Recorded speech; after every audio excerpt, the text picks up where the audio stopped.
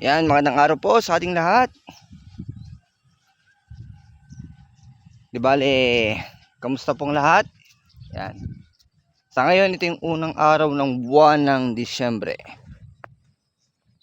Di bale, ito na rin yung huling buwan ng taon na ito, year 2025. Kaya naman, sulitin na natin yung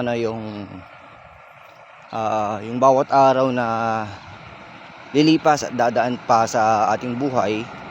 Kaya kung ano man yung mga pangyayari or kaganapan na mangyayari sa ating kinabukasan nitong huling buwan ng taon na ito, ay sulitin na natin. It's either positive man yan or negative. Ang importante sa lahat ng blessings na dumarating sa atin, kailangan natin maging thankful. Kahit sa pinakakarampot or pinakakaunting blessings na meron sa atin, matuto tayong magpasalamat. Yan. Well, anyway, yun lang naman po yung simpleng paalala ko po para sa ating lahat.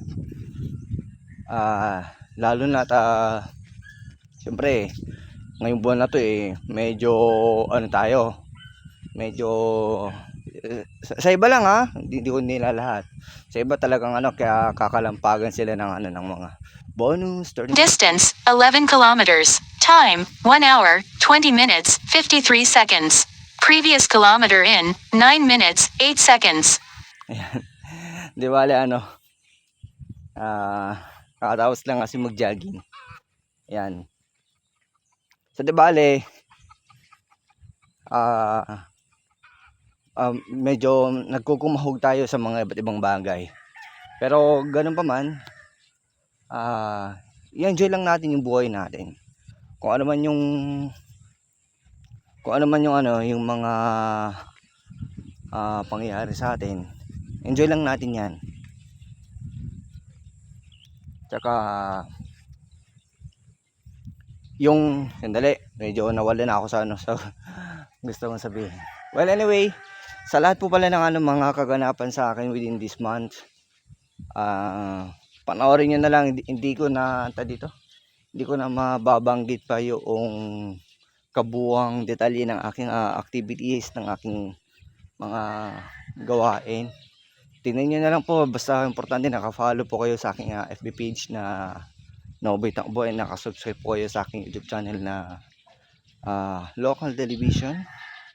Yan, so thank you so much din po pala sa mga nakasuporta, lalo na rin po sa mga bago kong subscribers. Hindi ko man po kayo kilala ng lubusan. Yung iba parang familiar sa akin pero big shout out po sa inyo. Kaya tingnan nyo na lang po, tabangan nyo na lang po yung mga activities ko within this month. Kaya naman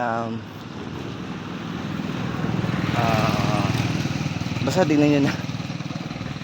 So yun naman po, maraming salamat po sa inyong suporta. Thank you so much po, and God bless po sa ating lahat.